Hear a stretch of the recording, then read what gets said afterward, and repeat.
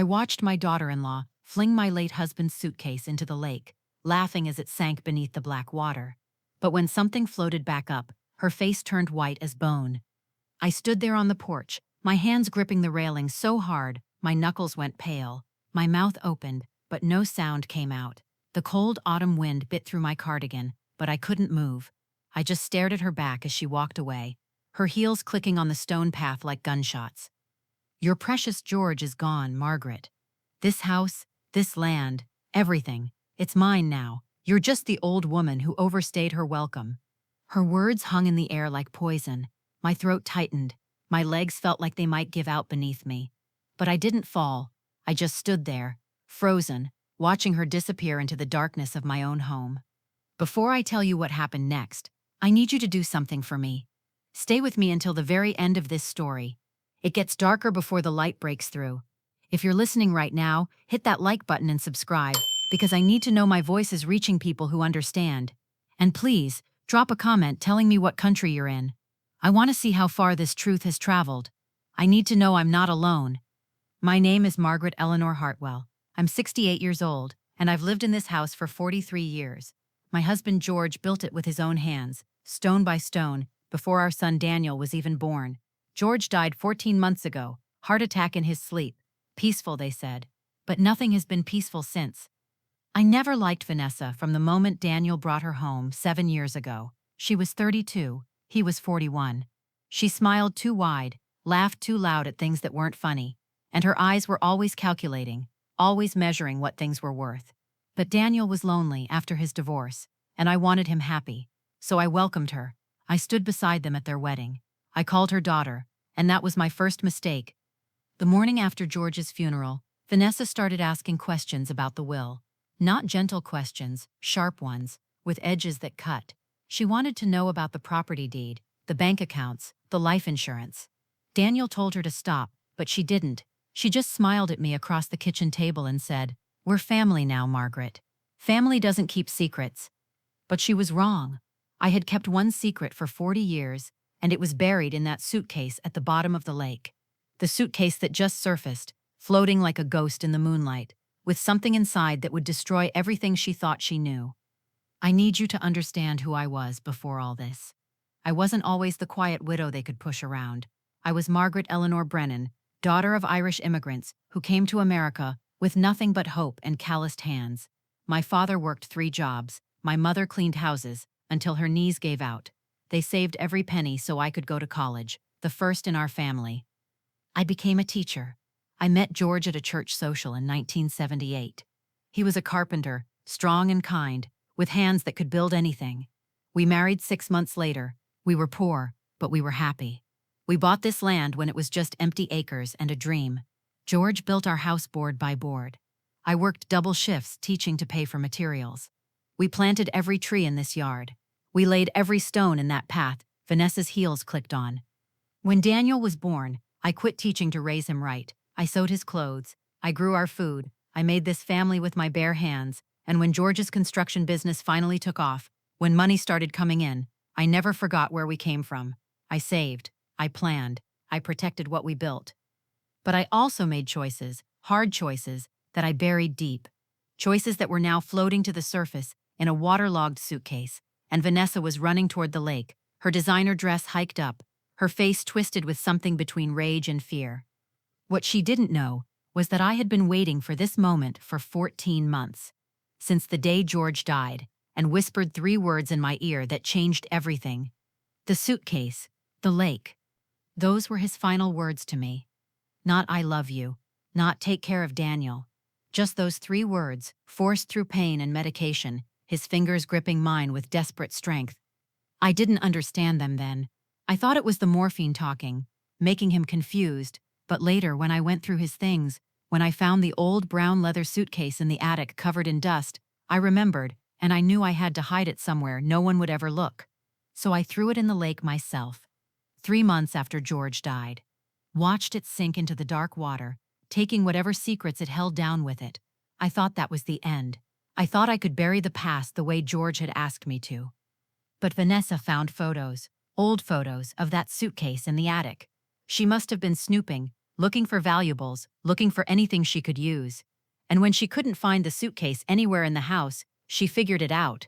She knew I'd thrown it away, and she knew it had to be close. So she checked the lake, and somehow, impossibly, she'd managed to dredge it up from the bottom. Now she was running toward it as it bobbed on the surface, bloated with water and secrets. And I stood frozen on the porch, knowing that whatever came next would either destroy me or set me free. There was no middle ground anymore, no safe place to hide. The night air was thick with the smell of pine and decay. Somewhere in the distance, an owl called out, and Vanessa reached the water's edge, her expensive shoes sinking into the mud as she grabbed for the suitcase with both hands. George's lawyer, Mr. Patterson, read the will 2 weeks after the funeral. Daniel, Vanessa, and I sat in that cold office with its leather chairs and mahogany desk. The will was simple. Everything went to me. The house, the land, the savings, the business George had sold 5 years before retirement. All of it. Mine. Daniel nodded. He understood. He said, "That's right, Mom. Dad wanted you taken care of." But Vanessa's face went red, then white, then red again. She stood up so fast her chair fell backward. "This is ridiculous," she hissed. "Daniel is his son, his only child. This house should go to us. We have plans. We need—" Mr. Patterson cut her off with one raised hand. "Mrs. Hartwell, the will is ironclad. Your husband made his wishes very clear." Vanessa looked at me then, really looked at me, and I saw it, the mask slipping, the calculation turning to cold fury. "We'll contest it," she said. Mr. Patterson shook his head. "You can try. You'll lose, and it will cost you everything you have." We left that office in silence. Daniel drove us home, his knuckles white on the steering wheel. Vanessa sat in the passenger seat, staring straight ahead, her jaw clenched so tight I could see the muscle jumping. That night, I heard them fighting in the guest room, Vanessa's voice rising and falling like a siren. "She's going to live forever, Daniel. We'll be old before we get anything. You need to talk to her. You need to make her see reason." But Daniel's voice was quiet, tired.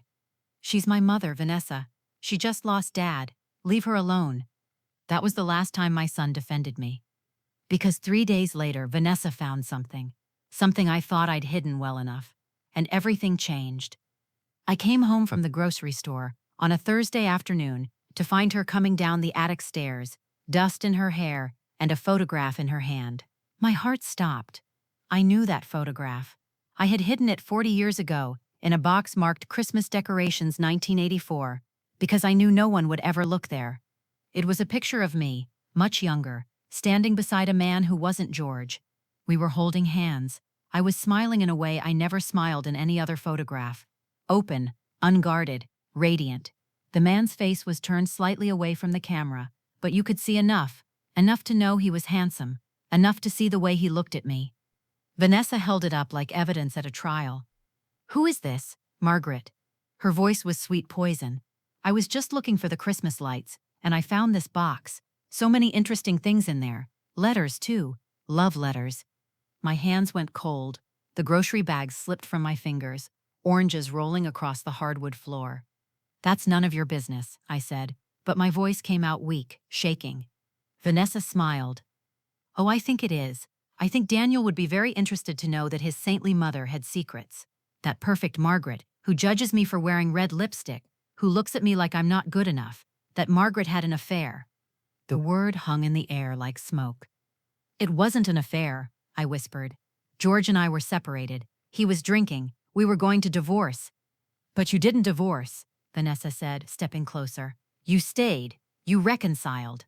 And this man, whoever he was, he disappeared. Convenient." She was fishing, guessing, but she was close, too close. "What do you want?" I asked. Vanessa's smile widened. "I want you to sign the house over to Daniel, voluntarily, a gift to your son. You can live here as long as you want, but it will be ours, legally ours. And if you don't—" She waved the photograph. "I'll make sure Daniel knows everything. I'll make sure everyone knows, your church friends, your neighbors, your precious reputation." I looked at her standing in my hallway, in the house my husband built, holding my past like a weapon, and I made a decision. "Give me 3 days," I said quietly. 3 days to think about it. Vanessa tucked the photograph into her purse. 3 days, Margaret. Then I start talking. But what she didn't know, what she couldn't know, was that George had known about that photograph, about the letters, about everything, because the man in that picture was his brother. And the secret we buried wasn't an affair, it was something much, much worse. His name was Thomas. George's younger brother by 3 years. He was everything George wasn't. Wild, reckless, charming in a dangerous way. When George and I separated in 1983, when his drinking got so bad I took Daniel and moved into my mother's house, Thomas showed up. He said he wanted to help. He said George was getting treatment, that I should give him time. But then Thomas kept coming back. He'd bring groceries. He'd fix things around my mother's house. He'd play with Daniel in the yard. And slowly, carefully, he made me feel seen again, feel wanted. It was wrong. I knew it was wrong. But I was 31 years old, exhausted, and lonely in a way that ached. We never slept together. I need you to know that. But we came close, too close. There were kisses. There were letters written late at night, full of things we couldn't say out loud. There were plans whispered in the dark about running away together, starting over somewhere new. And then George got sober. He came to my mother's house one morning, sober for 60 days, with tears in his eyes and a promise on his lips. He begged me to come home. He begged me to try again. I looked at Thomas, standing in the doorway, and I saw the pain in his face. But I chose George. I chose my marriage. I chose my son's father. Thomas left town the next week. George said he took a job in Alaska, said he needed a fresh start. We never spoke about what happened. We never said Thomas's name again. But I kept the photograph and the letters hidden away because part of me couldn't let go completely. And then 23 years later, in 2006, a police detective knocked on our door. They'd found remains in the woods 40 miles north. Dental records confirmed it was Thomas. He'd been dead since 1984. Shot once in the back of the head. Execution style. The case went cold. No suspects. No witnesses. No motive anyone could find. George and I held each other that night and cried. But there was something in his eyes I'd never seen before. Something dark and final. And 3 weeks before he died, when the cancer pain got so bad the morphine barely touched it, George grabbed my hand and whispered, "I'm sorry about Thomas. I'm sorry for what I did. The suitcase, the lake, everything." Then he closed his eyes and never spoke of it again. Now that suitcase was floating on the surface, and Vanessa was running toward it, thinking she'd found evidence of my shame. But what she was about to find was evidence of murder. And I was the only one left who knew the truth. I need to pause here for just a moment. If you're still listening, if you've made it this far into my story, then you understand why I couldn't stay silent anymore. This isn't easy for me to tell.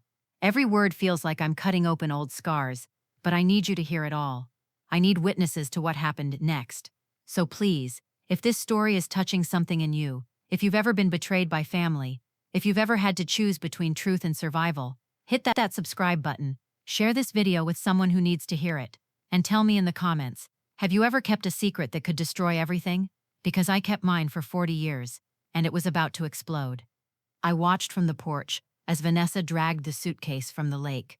It was old, brown leather, waterlogged and covered in mud and algae. She struggled with the latches, her manicured nails breaking as she pried them open. I should have stopped her. I should have run down there and pulled it away. But I couldn't move. I was frozen again, just like when she threw it in. Only this time, I was frozen with something that felt like fate. The suitcase opened. Vanessa reached inside. I saw her pull out something wrapped in plastic. George had been thorough, even in his guilt. She tore the plastic away. Inside was a gun, a revolver, old and rusted but unmistakable. Beneath it were papers, also wrapped in plastic. Vanessa held them up to the moonlight, squinting. I knew what they were. Thomas's driver's license, his wallet, a bloody shirt, preserved like evidence, and a letter, written in George's handwriting, dated March 15th, 1984. A confession. Vanessa's hands were shaking as she read. I couldn't see her face clearly from the porch, but I saw her body go rigid, saw her head snap up to look at the house, at me. She started walking back, the letter clutched in her hand, the gun dangling from the other. Her face was pale in the porch light. "You knew," she said.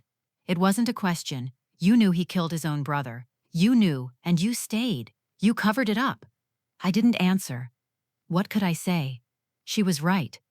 This changes everything, Vanessa whispered.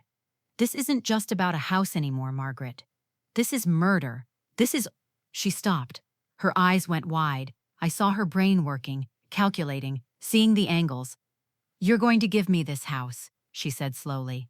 You're going to sign everything over to Daniel, and you're going to do it tomorrow, because if you don't, I'm taking this letter to the police. I'm telling them everything. George is dead, so they can't touch him. But you're an accessory. You covered up a murder. You could go to prison. She smiled then, that same wide, calculating smile from 7 years ago. Imagine that. Margaret Hartwell, pillar of the community, spending her final years in a cell. I looked at her standing there, holding my husband's confession like a winning lottery ticket. And I smiled back. Okay, I said quietly. Tomorrow, I'll sign everything over. Just give me tonight, one last night in my home. Vanessa nodded, satisfied. One night, but I'm keeping this letter, insurance. She walked past me into the house, tracking mud and lake water across the floor. George laid 40 years ago. I heard her go upstairs, heard her tell Daniel she wasn't feeling well, that she needed to sleep. I stood on the porch until the moon set, and the first light of dawn touched the trees. Then I went inside. I had work to do, because Vanessa had made one critical mistake. She assumed I was helpless. She assumed I was just an old woman with no options. But I had been George's wife for 43 years, and George had taught me many things, including how to bury secrets so deep they'd never surface. It was time to dig one more hole. At 7 in the morning, I called Mr. Patterson. His secretary said he didn't take calls before 9, but I told her it was an emergency. He called back 15 minutes later. Margaret, what's wrong? I told him everything. The photograph, the blackmail, the suitcase, Thomas, the confession. I heard him breathing on the other end, long and slow. Margaret, this is serious. If what you're telling me is true. It's true, I said. Every word, but I need your help, not as George's lawyer, as mine. There was a long silence. Then, come to my office. 11 o'clock. Don't bring anyone. Don't tell anyone. I hung up and made breakfast, like it was any other morning. Oatmeal, coffee, toast with butter. Daniel came down first, looking tired. Mom, is everything okay? Vanessa said you two had words last night. Everything's fine, sweetheart, I said, pouring his coffee. Just a misunderstanding. Vanessa appeared in the doorway, showered and dressed, the letter folded in her pocket. I could see the bulge. She smiled at me. Good morning, Margaret. Sleep well? Like a baby, I lied. At 10:30, I told them I had a doctor's appointment.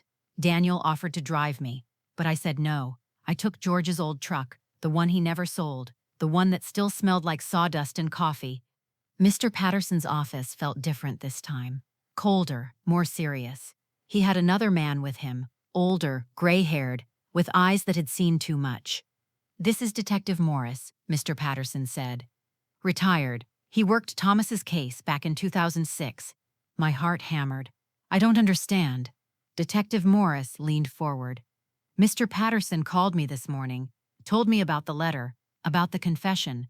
Margaret, I need you to understand something. That case has haunted me for 19 years. I knew something was wrong. I knew George was lying when we questioned him, but I could never prove it. You questioned George, I whispered. 3 times. He had an alibi. Said he was at a construction site 2 hours away when Thomas disappeared. Had witnesses, cow workers who swore he was there all day. Detective Morris pulled out an old file. But I always wondered about you, Margaret. You and George separated right before Thomas vanished. Then suddenly, you were back together. Thomas was gone. It was too neat. I didn't know, I said. I swear I didn't know until George was dying. I believe you, Detective Morris said, but here's the problem. That letter? If it's real, if it's George's handwriting, it's evidence. And your daughter-in-law is right. You could be charged as an accessory after the fact. The statute of limitations doesn't apply to murder.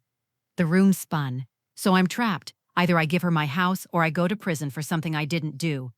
Mr. Patterson and Detective Morris exchanged a look. Not necessarily, Mr. Patterson said slowly. There's a third option, but it requires you to trust us completely, and it requires you to be willing to do something that will hurt, something that will change your relationship with your son forever. I thought about Daniel, about the boy I raised, about the man he'd become, about how Vanessa had slowly poisoned him, turned him into someone I barely recognized. Tell me, I said. And they did. The plan was brilliant, dangerous, possibly illegal, but it was the only way out. Can you do it? Detective Morris asked. I thought about George's whispered confession, about Thomas's body in the woods, about 40 years of silence and shame, about Vanessa's smile as she blackmailed me in my own home. Yes, I said, I can do it. When I got home, Vanessa was waiting. Well, she said, did you see a lawyer? Are you ready to sign? Tomorrow, I said. I need one more day to get the paperwork ready. Vanessa's eyes narrowed. You're stalling. I'm being thorough, I said. You'll have your house, I promise. That night, I didn't sleep. I sat in George's chair, in the living room he built, and I waited for morning, for the moment when everything would either fall into place or fall apart completely. At 3 a.m., my phone buzzed. A text from Mr. Patterson. It's done. Tomorrow at 2. Be ready. I deleted the text and closed my eyes. Tomorrow Vanessa would learn that some secrets are meant to surface, and some traps close when you least expect it. At 2 o'clock, we gathered in Mr. Patterson's office. Me, Daniel, Vanessa, Mr. Patterson, and 2 witnesses I didn't recognize. The papers were spread across the desk. A deed transfer, signing the house and land over to Daniel. This is a voluntary gift from mother to son, Mr. Patterson explained. Margaret is of sound mind and is making this decision freely. Is that correct, Margaret? I looked at Vanessa. She was practically vibrating with excitement. She thought she'd won. That's correct, I said. I picked up the pen. Daniel put his hand on mine. Mom, you don't have to do this. We can figure something else out. It's fine, sweetheart, I said. I want you to have it. I signed the first page, then the second. Vanessa was smiling so wide I could see her back teeth. Then Mr. Patterson slid another paper across the desk. And this is the accompanying disclosure form, required by state law when property changes hands between family members. It lists any liens, encumbrances, or legal issues associated with the property. Vanessa frowned. What legal issues? Mr. Patterson looked at me. I nodded. There's an ongoing police investigation, he said, related to evidence found on the property, evidence connected to a 1984 homicide. The room went silent. Vanessa's smile vanished. What are you talking about? The door opened. Detective Morris walked in, and behind him, 2 uniformed officers. Vanessa Hartwell? Detective Morris said. What? You're under arrest for extortion, blackmail, and tampering with evidence in a murder investigation. Vanessa shot to her feet. This is insane. I didn't do anything. I found evidence. I was going to turn it in. After using it to extort property, Detective Morris said. That's a felony, Mrs. Hartwell. You had evidence of a crime, and instead of reporting it to authorities, you used it for personal gain. You also removed evidence from a crime scene. That suitcase and its contents belong to an active investigation. Active? The man died 40 years ago. The case was never closed, Detective Morris said. And you contaminated a crime scene. You also made threats against Mrs. Hartwell, threatening to falsely implicate her in a crime she didn't commit unless she surrendered her property. Vanessa looked at me, her face white. You set me up. I protected myself, I said quietly. You threatened me. You blackmailed me. You tried to steal my home using my husband's guilt as a weapon. So yes, I went to the police. I turned over the suitcase. I told them everything, and they've been watching you since yesterday morning. Daniel stood up, his face confused and hurt. Mom, what is happening? What is she talking about? Uncle Thomas? I took his hand. Sit down, sweetheart. I'll explain everything. But first, let them take her. The officers moved forward. Vanessa backed away, her designer heels catching on the carpet. Daniel, tell them. Your mother knew. She covered up a murder. She's not innocent. Daniel looked at me, questions in his eyes. Your mother, Detective Morris said, came forward voluntarily as soon as she learned about the evidence. She's been cooperating fully with our investigation. She's a witness, not a suspect. But she knew. She stayed with him. She didn't know until her husband's deathbed confession, Detective Morris said. And the moment she learned evidence existed, she reported it. That's not covering up a crime. That's doing the right thing. They handcuffed Vanessa. She was screaming now, thrashing, her perfect facade completely shattered. This isn't over. I'll fight this. Daniel, don't let them. But Daniel was staring at the floor, his hands over his face. They let her out. The door closed. The silence was deafening. Mom, Daniel whispered, tell me what happened. Tell me everything. So I did. I told him about the separation, about Thomas, about George's confession, about the suitcase, about Vanessa's blackmail. I told him about the 40 years of silence and shame, and I told him about the choice I made to finally tell the truth, even if it meant destroying the image he had of his father. When I finished, Daniel was crying. I'm so sorry, Mom. I'm so sorry I didn't see what she was doing. I'm sorry I didn't protect you. You were in love, I said. Love makes us blind sometimes. She never loved me, he said bitterly. She loved what she thought she'd inherit. Mr. Patterson cleared his throat. The deed transfer is void, obviously. Margaret, your home remains yours. And Daniel, if you want to file for divorce, I can recommend excellent counsel.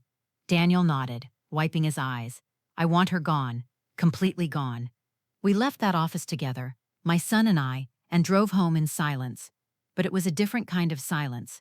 Not the heavy, suffocating silence of secrets, but the quiet, peaceful silence of truth, finally spoken.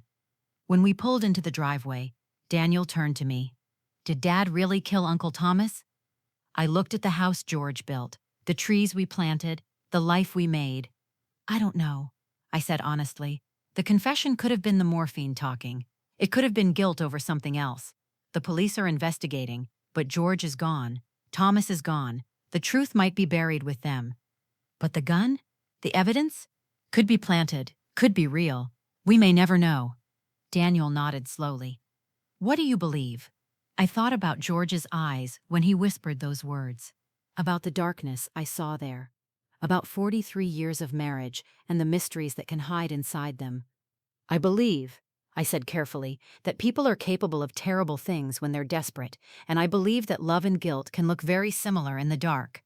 We sat there in the truck, in the driveway, as the sun set behind the house, and for the first time in 14 months, I felt like I could breathe. But the story wasn't over, because 3 days later, Detective Morris called with news that would change everything I thought I knew. And this time, the truth wasn't buried. It was standing on my porch, waiting to come inside. Her name was Sarah. She was 56 years old, with Thomas's eyes and George's jawline. She stood on my porch with a worn leather bag and a photograph in her hand, the same photograph Vanessa had found in the attic. My father told me to find you if anything ever happened to him, she said. He said you'd know the truth. I stared at her, my hand gripping the doorframe. Thomas had a daughter? He had me, Sarah said, and he had a story he made me promise never to tell while you or George were alive. But George is gone now. And I saw the news about your daughter-in-law's arrest, about the suitcase, about the investigation. So I came. I let her inside. We sat in the living room, this stranger who had Thomas's smile, and she told me a story that shattered everything I thought I knew. Thomas hadn't gone to Alaska in 19. He'd gone into hiding because he'd witnessed something involving George and a construction deal gone wrong, money laundering, dangerous people. Thomas tried to warn George, tried to get him to go to the police, but George was in too deep. He owed money, he owed favors, and the people he owed them to didn't forgive debts. My father told me George came to him one night, Sarah said. Told him to leave town, to disappear, to never come back, said it was the only way to keep him safe. So Dad left. He changed his name, he moved to Oregon, he met my mother, he built a new life. But the body, I whispered. They found remains, dental records. Sarah nodded. Dad heard about that. He said it was probably someone else, someone George's partners killed to close the loop. Someone they identified as Thomas to make sure no one kept looking. So Thomas was alive? All these years? Until last year, Sarah said quietly. Cancer. He died in Portland. But before he did, he told me everything about you, about George. about the choice he made to walk away from the woman he loved to save his brother's life. I couldn't breathe. The room was spinning. George lied to me. He let me think. He let you think Thomas was dead, so you'd stop grieving, Sarah said. So you'd move on. So you'd stay safe. The people George was involved with, they were dangerous, Mrs. Hartwell. If they'd known Thomas was alive, they would have used him, used you, used anyone close to George. But the confession, I said. George confessed to killing Thomas. Sarah reached into her bag and pulled out a letter. Dad wrote this before he died. He wanted you to have it. He said it would explain everything. I took the letter with shaking hands. Thomas's handwriting. Thomas's voice, reaching out from the grave. Margaret, if you're reading this, then George is gone, and somehow the truth has started to surface. I'm sorry. I'm sorry for leaving you. I'm sorry for letting you believe I was dead. But George saved my life by sending me away.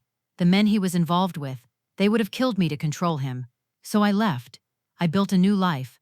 But I never stopped loving you, never stopped wondering what might have been. George's confession, if he made one, was probably his way of protecting you one last time. If people thought he killed me, they wouldn't look for me. They wouldn't connect him to the real crimes. He took that guilt to his grave to keep you safe. That was always George's way. He loved you more than anything, even more than he loved the truth.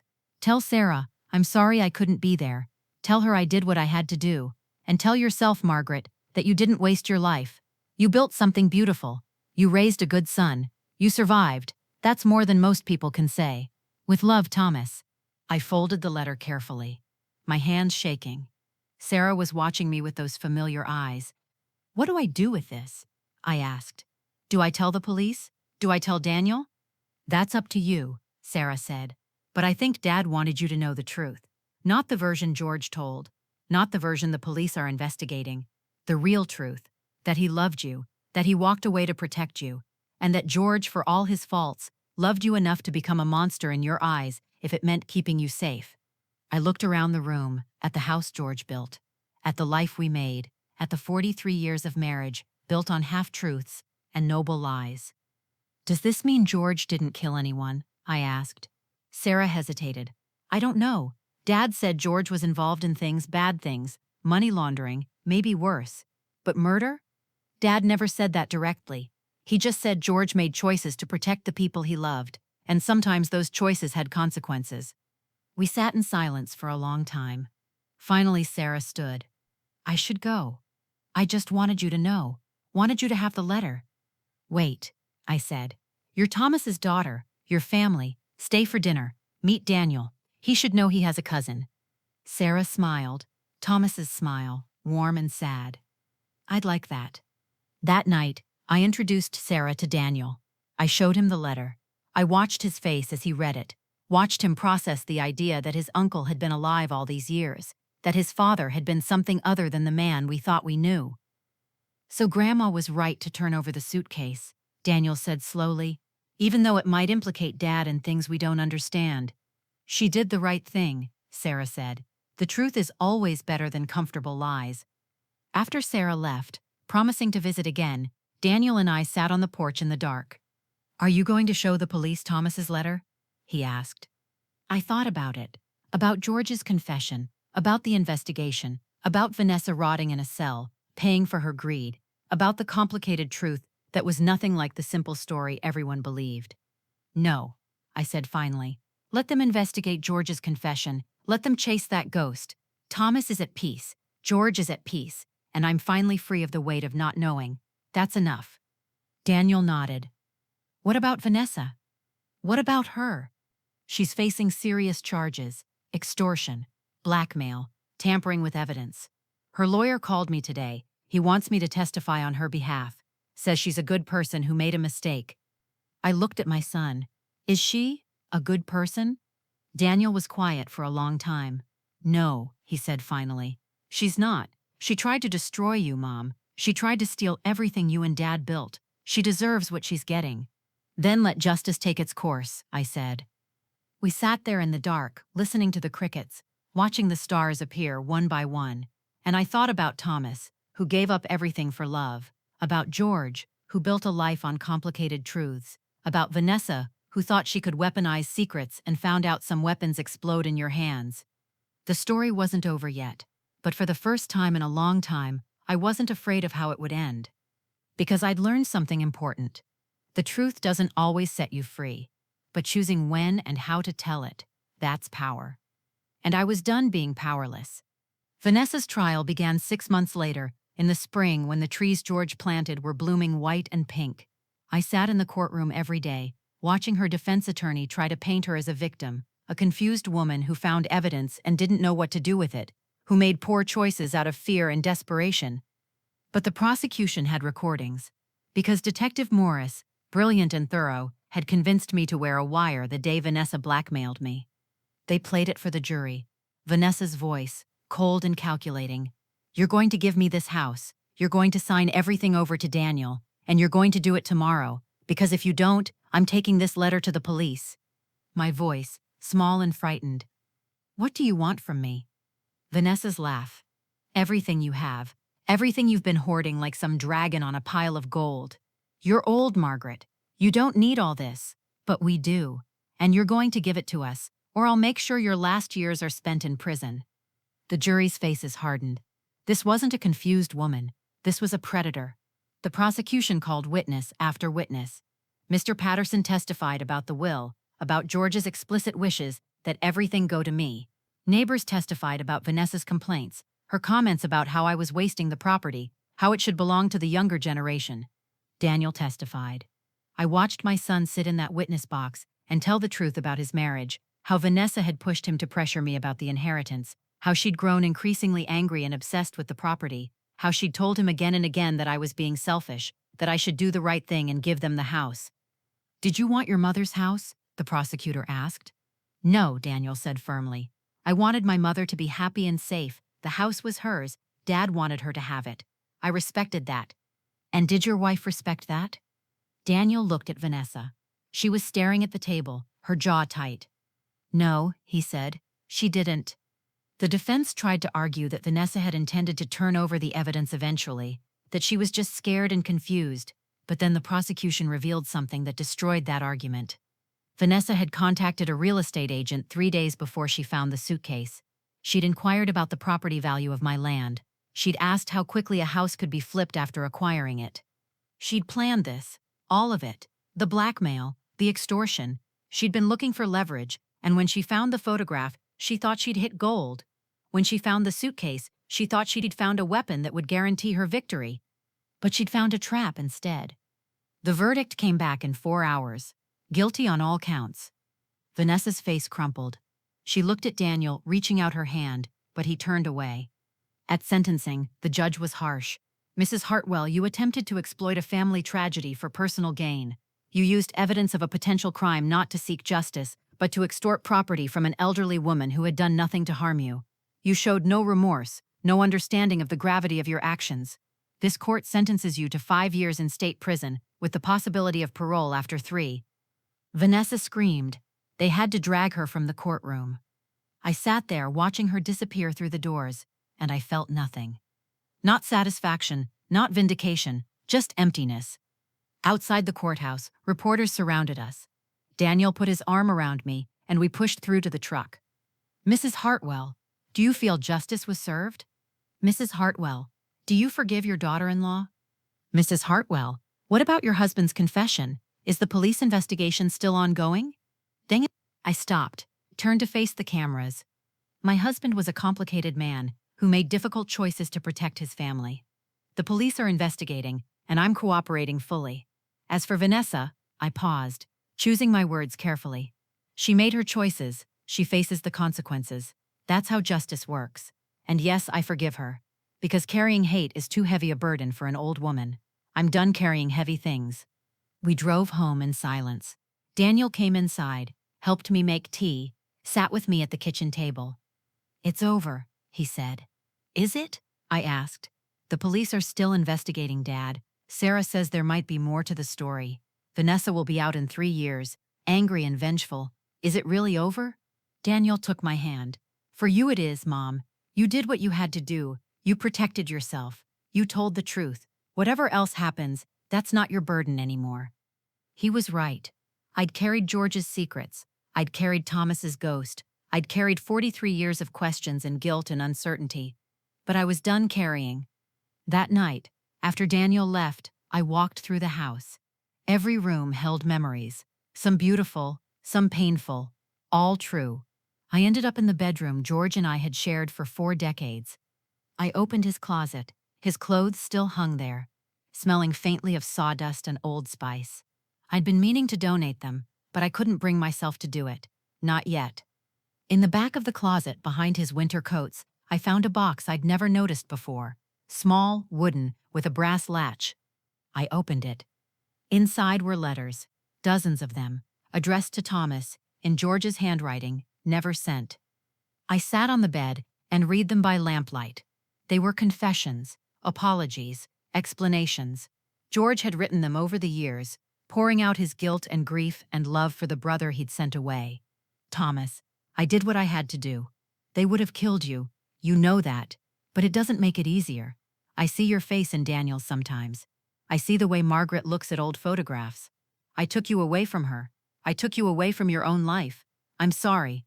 I'm so sorry. But I'd do it again, because you're alive somewhere. And that's all that matters. Your brother George. Letter after letter, year after year. A conversation with a ghost. George had never known Thomas was alive. He'd sent him away thinking he was saving him, then believed he'd failed when the body was found. These letters were his penance, his way of keeping Thomas alive in his heart. I cried then, really cried, for the first time since George died. Cried for the brother who walked away, for the husband who carried impossible guilt, for the woman I'd been, caught between 2 men who loved me in different complicated ways. And I cried for myself, for the years of not knowing, for the weight of secrets, for the life I'd lived in the shadow of half-truths. When the tears stopped, I gathered the letters. I would give them to Sarah. She deserved to know how much her father was loved, how much he was missed. And then I would let it all go. All of it. The secrets, the guilt, the questions that would never have answers. I would keep the house George built. I would tend the garden we planted. I would love my son and welcome my newfound cousin. And I would live the rest of my days in the light, not the shadows. Because I'd learned something through all of this. Revenge isn't about destruction. It's about reclaiming your power, taking back what was stolen, standing in your truth, no matter how complicated it is. Vanessa tried to steal my home, my dignity, my peace, but she failed. And in failing, she gave me something unexpected: freedom. Freedom from the weight of secrets, freedom from the fear of judgment, freedom to be exactly who I was, an old woman who'd loved imperfect men, made difficult choices, and survived it all. That was my revenge, not her prison sentence, not her public humiliation, but my survival, my peace, my refusal to be destroyed. And as I closed George's closet for the last time, I smiled. Because the story wasn't over. But this chapter was. And the next chapter? That was mine to write. The letter arrived 6 months into Vanessa's sentence, forwarded through her lawyer. Daniel brought it to me, unopened, his face uncertain. "You don't have to read it," he said. "You don't owe her anything." But I took it. Because I needed to know if she'd learned anything, if prison had changed her, if somewhere beneath the greed and calculation, there was a human being capable of remorse. I opened it that night alone, with tea growing cold beside me. "Margaret, I don't expect you to forgive me. I don't expect you to even read this. But I need to say things I should have said a long time ago. You were right about me, about everything. I never loved Daniel the way he deserved. I loved the idea of him successful, stable, with family money I thought would be mine. When I met him, I was broke, drowning in debt from a failed business. I saw him as a life raft. And when I met you, when I saw that house, that land, that life you'd built, I wanted it. Not because I needed it, because I felt I deserved it more than you did. You were old. I was young. That's how I justified it in my head. You'd had your time. Now it was mine. I never thought about what you'd sacrificed to build that life. Never thought about the years you worked, the choices you made, the love you poured into every brick and board. I just saw an old woman sitting on wealth she wasn't using, and I decided it should be mine. When I found that photograph, I was excited. When I found the suitcase, I was thrilled. I didn't think about Thomas. I didn't think about George. I didn't think about the pain those secrets had caused. I just thought, this is it. This is my leverage. This is how I win. But I didn't win. I destroyed everything. my marriage, my freedom, my future. And for what? A house I'll never live in. Land I'll never own. I sit in this cell, and I think about that night at the lake, about throwing that suitcase into the water like I was throwing away your past, about watching it surface and thinking I'd found treasure. But it wasn't treasure. It was a grenade, and I pulled the pin. The other women here, some of them are like me. Greedy. Selfish. They talk about what they'll do when they get out, how they'll be smarter next time, how they won't get caught. But some of them are different. They made mistakes. Real mistakes. Hurt people they loved. And they carry that weight every day. I'm trying to be like them. Trying to understand what I did. Not just the crime. The cruelty. You weren't just some obstacle to me. You were Daniel's mother. You were a widow. You were grieving. And I used your grief as a weapon. I'm sorry. I know that doesn't fix anything. I know sorry is just a word, but I need to say it. I'm sorry for what I tried to take from you. I'm sorry for the pain I caused Daniel. I'm sorry for the person I was. Prison is teaching me things I should have learned a long time ago, that people aren't obstacles, that homes aren't just property values, that some things, family, history, love, can't be bought or stolen. They have to be earned. You earned your home. You earned your peace. And I tried to steal it because I was too lazy, too entitled, too broken to earn my own. I don't expect you to write back. I don't expect forgiveness. I just needed you to know that I finally understand what I did. And I'm sorry. Vanessa. I read the letter 3 times, looking for manipulation, looking for angles, looking for the calculation I'd seen in her eyes that night. She blackmailed me. But I couldn't find it. Maybe it was real. Maybe prison had cracked something open in her. Or maybe she was just trying a different strategy, a softer approach. I didn't know, and I realized I didn't need to know. Her redemption, real or fake, wasn't my responsibility. I'd done what I needed to do, protected myself, told the truth, survived.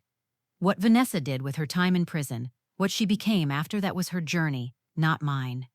I folded the letter and put it in a drawer. Not to keep, not to treasure, just to acknowledge. Then I called Daniel. She wrote to me, I said, an apology. Do you believe her? I thought about it, about the complexity of human nature, about how people can be genuinely sorry and still fundamentally unchanged, about how remorse and manipulation can look identical on paper. I don't know, I said honestly. But it doesn't matter. She can be sorry, she can change, she can become a better person. That would be good for her. But it doesn't change what she did. And it doesn't obligate me to forgive her. Good, Daniel said. Because I don't forgive her, and I don't want you to feel like you have to. I don't, I said, but I also don't want to carry hate. So I'm choosing something in between. I acknowledge her apology. I hope she changes, but I'm done thinking about her. That's fair, Daniel said. And it was.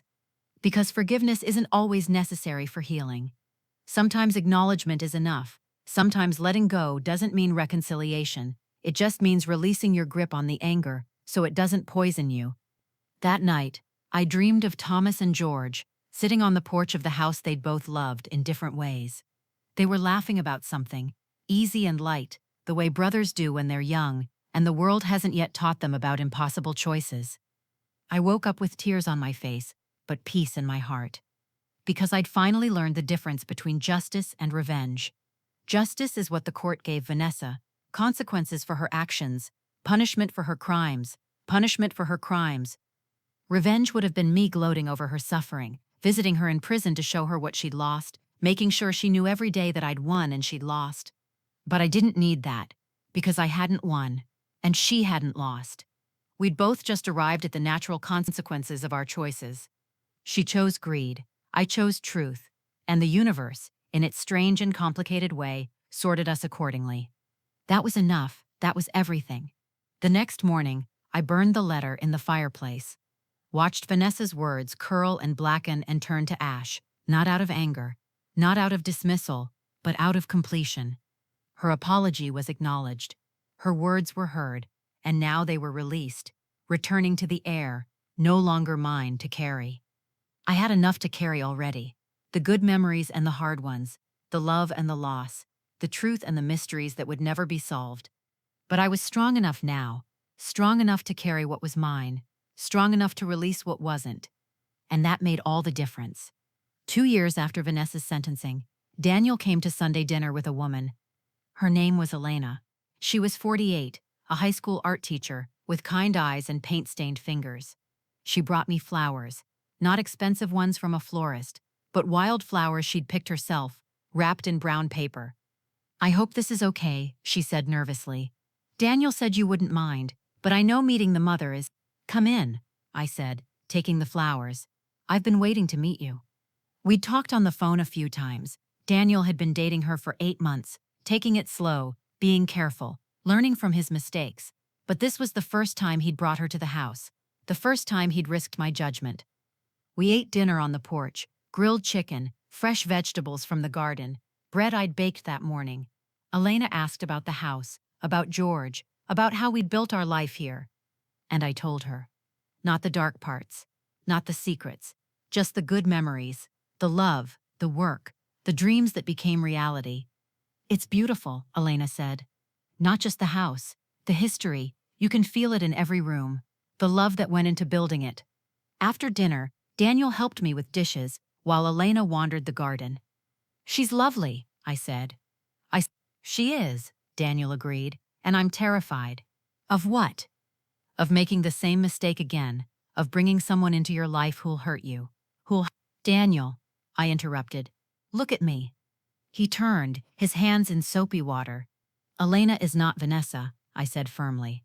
"I can see that. You can see that. She's genuine. She's kind. She appreciates what you have without coveting it. That's the difference." "But how do you know? How can you be sure?" I dried my hands and took his face in mine. "Because I've learned to see the difference between people who want to build and people who want to take. Elena is a builder. I can tell by the way she looks at you, the way she asked about the garden, the way she brought wildflowers instead of trying to impress me. She sees value in simple things. That's how you know." Daniel hugged me then, tight and long. "I love you, Mom." "I love you too, sweetheart." That night, after they left, I sat on the porch and thought about second chances, about how life gives them to us in unexpected ways. Daniel had his second chance with Elena. I had my second chance at peace. Even Vanessa, somewhere in that prison cell, might be getting her second chance at becoming a better person. And Thomas had taken his second chance in Oregon, built a new life, raised a daughter, found happiness after walking away from everything he knew. Maybe that's what survival is. Not avoiding pain or betrayal or loss, but learning to recognize when the universe offers you another chance, and having the courage to take it. The courage to trust again, to love again, to build again, even when the last thing you built burned down. I looked at the house George built, the house that had almost been stolen, the house that now stood as a monument to complicated love and difficult choices and survival against the odds. It was mine, truly mine, not because a court said so, not because a will declared it, but because I'd fought for it. I'd stood in my truth and refused to be moved. And that made it more mine than any deed or document ever could. The wind rustled through the trees we'd planted 40 years ago, and I could almost hear George's voice, rough and warm. "You did good, Margaret. You did real good." I smiled into the darkness. "We did good, George, both of us, in our own complicated way." Because that was the truth. Not the simple truth, not the clean truth, but the real truth. And real truth is always complicated, always layered, always harder to hold than lies. But it's also the only truth worth having, the only truth that sets you free. I went inside, locked the doors, turned off the lights, and I slept peacefully in the house George built, in the bed we shared, with the weight of secrets finally lifted. Because I'd learned the most important lesson of all. You don't have to understand everything to be at peace. You don't have to have all the answers. You just have to know that you did your best with what you knew, that you loved as well as you could, that you survived. And sometimes, that's enough. Sometimes, that's everything. Detective Morris came by on a Tuesday morning in late autumn, 3 years after Vanessa's trial. I was in the garden, pulling up the last of the summer vegetables, when his car pulled into the driveway. My heart jumped. After all this time, a visit from the detective could only mean one thing. They'd found something. Something about George. Something about Thomas. Something that would crack open the peace I'd built. "Mrs. Hartwell," he said, climbing out of his car, "do you have a few minutes?" Of course. We sat on the porch with coffee. He was older now, grayer, moving a little slower. Retirement was treating him well, but I could see the weight of unsolved cases still in his eyes. I wanted to update you on the investigation, he said. Into George's confession. My hands tightened on my coffee cup. Have you found something? We've found everything, he said. And nothing. He pulled out a folder. We investigated George's business dealings from the early 80s. You were right. He was involved in something, a construction company that was a front for money laundering. George didn't know at first. He was just a carpenter they hired for legitimate work. But when he found out, he tried to leave. That's when things got dangerous. The people he owed, I said. Yes. They threatened him. Threatened you. Threatened Daniel. George had two choices: keep working for them or disappear. But he couldn't disappear. He had a family to support. So he made a deal. What kind of deal? He'd keep working for them, but only on legitimate projects. He'd keep his mouth shut about what he knew, and in exchange, they'd leave his family alone. But there was one condition: Thomas had to go. My breath caught. They knew about Thomas? They knew everything. They knew Thomas had been asking questions, trying to convince George to go to the police. They saw Thomas as a liability. So they gave George an ultimatum: get rid of Thomas, or they'd do it themselves, and they wouldn't make it clean. So George sent him away, I whispered. George sent him away, Detective Morris confirmed. Gave him money. Told him to change his name, to never come back, to never contact anyone. It was the only way to save his life. But the body, the remains they found in 2006. Detective Morris nodded. We identified him. Finally. After all these years. His name was Marcus Webb. Small-time criminal who worked for the same organization. He'd been skimming money. They killed him and buried him in those woods. And when dental records came back as a match for Thomas, George thought they'd killed his brother anyway, I finished. Despite everything he'd done, despite sending him away, he thought he'd failed. Exactly. The dental records were falsified. We don't know how, probably bribed someone at the morgue. But the organization wanted everyone to believe Thomas was dead, wanted to close that chapter, so they made sure the body was identified as Thomas Hartwell. And George believed it. George believed it, and he carried that guilt for 20 years, until he was dying and the morphine loosened his tongue and he confessed to a murder he didn't commit. I sat back, the coffee forgotten. So George didn't kill anyone. George didn't kill anyone, Detective Morris confirmed. He made bad choices. He got involved with bad people. But when it mattered, when his brother's life was on the line, he saved him. He sent Thomas away and kept the secret. Even when he thought Thomas was dead, he kept the secret. Because if the organization knew Thomas was alive, they'd go after him. And the gun in the suitcase? Probably the gun they used to kill Marcus Webb. George must have found it, kept it as insurance or evidence, then buried it when he thought Thomas was dead. His confession was real, but it was a confession to failing to save his brother, not to killing him. I closed my eyes, felt tears slip down my cheeks. He carried that guilt for nothing. Not for nothing, Detective Morris said gently. He carried it to protect Thomas. Even in death, George was protecting his brother. If people believed he'd killed Thomas, no one would look for him. No one would connect Thomas to the organization. George took that stain on his soul to keep his brother safe. We sat in silence for a long time. Finally, I asked, "What happens now to the investigation?" "It's closed," Detective Morris said. "George is exonerated. The real criminals, most of them are dead or in prison for other crimes. The organization collapsed in the 90s. There's no one left to prosecute. The case is officially closed. So it's over. It's over." After he left, I sat on the porch for hours, watching the sun move across the sky, thinking about George, about the man I'd married, about the secrets he'd kept to protect the people he loved. He wasn't perfect. He'd made mistakes. He'd gotten involved with dangerous people. He'd lied to me for decades. But he'd also saved his brother's life. He'd protected our family. He'd carried impossible guilt to keep us safe. And in the end, that's what mattered. Not the mistakes, not the lies, but the love that motivated them, the sacrifice, the choice to bear the weight so others wouldn't have to. That night, I went to George's grave for the first time in months. I'd avoided it, unable to face the complicated feelings I had about him. But now I stood there in the twilight, reading his name on the stone. "I know the truth now," I said quietly. Detective Morris told me everything. You didn't kill Thomas, you saved him, and you carried the guilt of thinking you'd failed for 20 years. Oh, George, you stubborn, loving, complicated man. The wind rustled through the cemetery trees. I forgive you, I said, for the lies, for the secrets, for making choices without me. I forgive you, because I understand now.